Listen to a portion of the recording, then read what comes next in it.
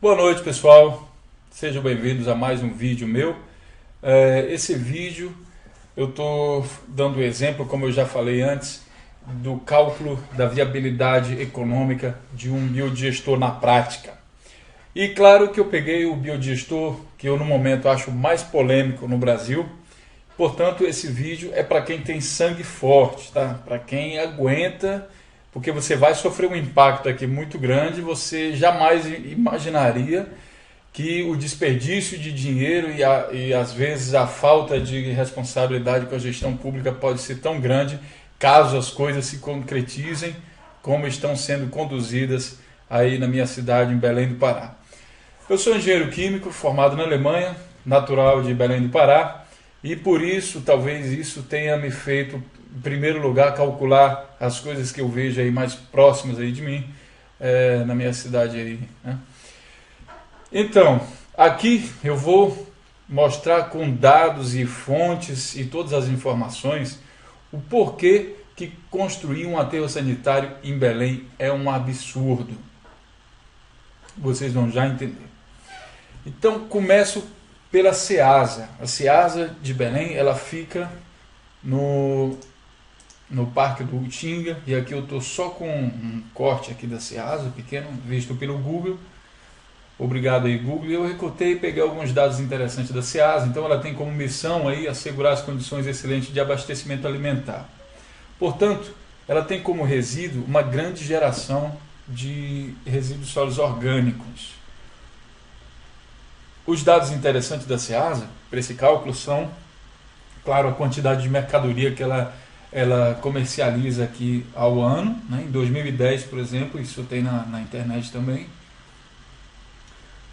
uma quantidade de 267.148.488 quilos ao ano. E é muito importante saber a quantidade de resíduo que a Ceasa produz. Eu cheguei aqui a um valor incrível de 97 milhões de quilos, ou seja, 97 toneladas por ano, o que corresponde a 36,4% do que é comercializado na Ceasa. Em primeiro momento, você vai achar, muitas pessoas vão achar que isso é um absurdo, mas eu vou já mostrar para vocês como foi que eu calculei e vocês tirem suas próprias conclusões. O outro dado é sobre os gastos com a destinação de resíduos sólidos. Eles têm um gasto mensal de R$70 mil, então esses 70 mil vezes 12 meses deu esse valor aqui de 840 mil. E o gasto com energia elétrica ao ano de R$1.200.000. Também tenho lá na frente um recorte de uma conta de luz lá da Ceasa que eu consegui pela internet. Então vamos à viabilidade técnica e econômica. Primeiro eu vou mostrar para você o seguinte: viabilidade econômica. Eu quero mostrar que com as saídas da Ceasa, ou seja, os gastos que eles têm com energia elétrica e com coleta, eles conseguem, em vez de pagar esse valor, eles pagam uma parcela de um financiamento de um biodigestor, tá? E a consequência disso é que eles vão economizar energia elétrica, economizar com coleta, vão ganhar dinheiro com excedente elétrico, ganham com a venda de biofertilizante e, consequentemente, com a venda de crédito de carbono. Então, torna-se um negócio super sustentável. A base para mim é isso aqui, é que o valor da parcela do financiamento do biodigestor deve ser no máximo igual à soma dos gastos atuais, porque se for mais caro não faz sentido, tá? Então, como a gente vai calcular isso? Primeiro eu tive que fazer um cálculo, um levantamento sobre o tipo e quantidade de resíduo que eles têm, numa coisa que, tecnicamente falando, chama-se de gravimetria do lixo, né? Então aí a gente calcula o tipo e a quantidade de resíduo. E depois que eu tiver esses dados, eu vou calcular a quantidade em metros cúbicos de biogás por tonelada que esse resíduo me dá. E desse biogás eu vou calcular o percentual de metano que tem dentro desse biogás. Quando eu tiver isso, eu vou passar para o próximo passo, que vou calcular a potência elétrica do gerador elétrico, ou seja, a potência elétrica instalada do biodigestor, né? Porque quando eu tiver essa potência elétrica, eu tenho mais ou menos uma estimativa em euros por quilowatts elétricos instalados que custa uma central. Por exemplo, se eu sei que uma central, o quilowatts elétrico para se instalar custa em torno de 5.000 euros, então eu tenho uma central aí de, digamos, um exemplo, né? 1 kW, então vou precisar de 5.000 euros para construir uma central dessa, certo? Se eu tenho uma central aí de 1.000 kW, vou precisar então de 1 milhão de euros desculpa, 5 milhões de euros para instalar uma central dessa, e assim por diante. Então, para fazer a gravimetria, como eu falei agora há pouco, eu tive que ir lá e vi aqui os tipos de container que eles têm. Vocês veem aqui nessa foto, eles têm esse tipo de container, e eu perguntei quantos desses containers tinham lá à disposição, né? E calculei o volume dele aqui de uma maneira bem grosseira, até porque eu não fui contratado para fazer esse serviço, eu simplesmente passei lá e dei uma estudada rápida. Então esses dados eles são aproximados, não são exatos. Então, o volume desse material aqui e também desse outro tipo de container, um outro tipo de container que tem, né? Com essa quantidade de resíduo. Então eu chamei esse container aqui, por exemplo, de A, esse aqui eu chamei de B, né? E o outro aqui eu chamei de C. Acho que tem mais um. Então fiz o cálculo do volume de cada um deles, multipliquei pela quantidade que cada um deles existe e somei todos os volumes. E perguntei também para o motorista que faz a coleta do lixo, quantas vezes ele faz a coleta daquele material por dia. E baseado nessas quantas vezes ele faz por dia, eu cheguei a um valor de 312 metros cúbicos que são coletados por dia. Certo? E eu vou arredondar para melhorar a conta e o entendimento, que desses 312 metros cúbicos, imagina uma caixa d'água de 1.000 litros. Né? Então, 1 litro d'água é mais ou menos 1 quilo, corresponde. Como se trata aí de muito material orgânico, a maior parte deles é orgânico, eu vou dizer então que é um pouco menos, digamos assim. Então 312 metros cúbicos, estou chutando aqui para 300 toneladas ao dia. Tá? Caso, digamos assim, a gente vai falar aqui, não, mas isso está muito, tem uma quantidade muito grande. Isso não seria problema nenhum, porque o lixão do Aurá é logo ali perto. Se tivesse uma central de triagem lá, era só trazer a quantidade que falta para colocar aí e completa facilmente esses 300 toneladas por dia e faz o bem lá para o lixão do Aurá. Né? Mas vamos prosseguir. Então, eu já tenho um dado sobre essa quantidade. O próximo passo é entender a quantidade de energia que eu tenho no biogás. Para isso, eu peguei esse outro documento, que é uma base aqui de dados que serve para a Alemanha. Ele é de 2005, mas claro que o biogás ele não mudou a sua concepção de lá para cá. Essa informação também é do Ministério da Alimentação aqui, como nós vimos anteriormente, portanto, informações oficiais. E aqui ele fala qual a quantidade de energia que tem no biogás. Então ele esclarece aqui que a quantidade de energia que há no biogás depende da concentração de metano que tem no biogás. Essa concentração varia, com todas as biomassas que a gente conhece, entre 50% e 75%.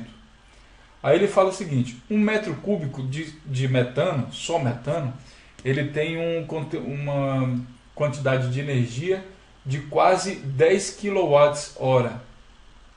Tá? Entre parênteses ele coloca mais exato, 9,94 kWh.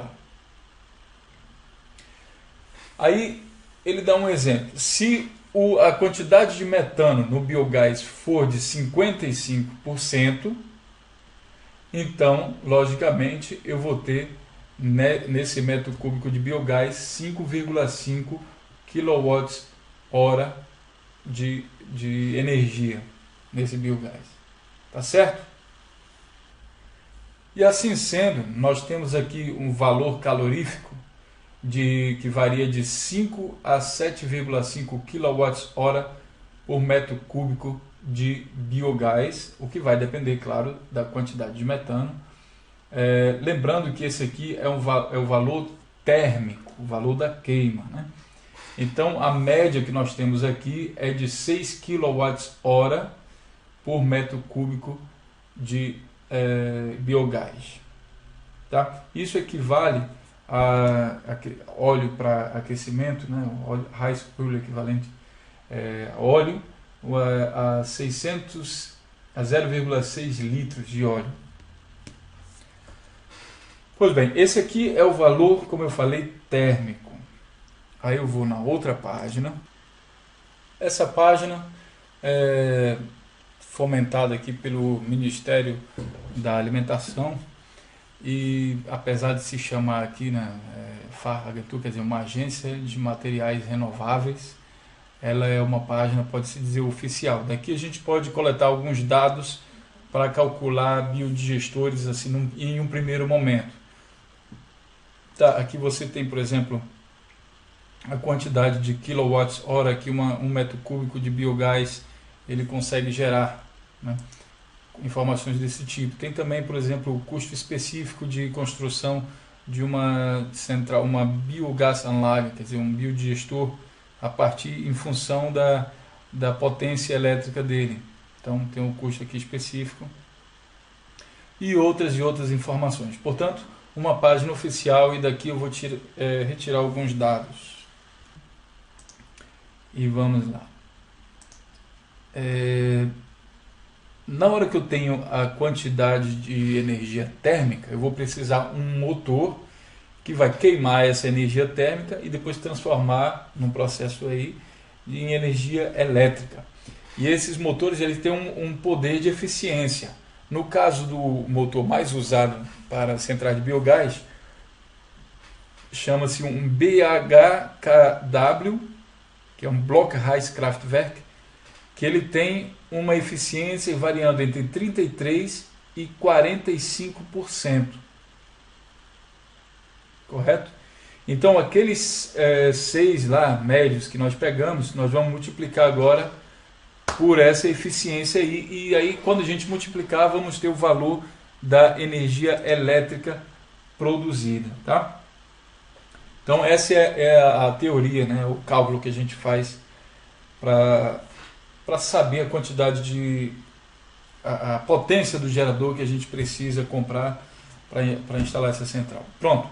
Então temos aqui uma tabela em que o lixo orgânico aqui fala-se que então uma tonelada de lixo orgânico gera 100 metros cúbicos de biogás, e esse biogás tem 61% de metano. Então, se um metro cúbico de metano tem 9,94 kWh, 61% do biogás corresponde aqui a 6 kWh por metro cúbico de biogás. Tá?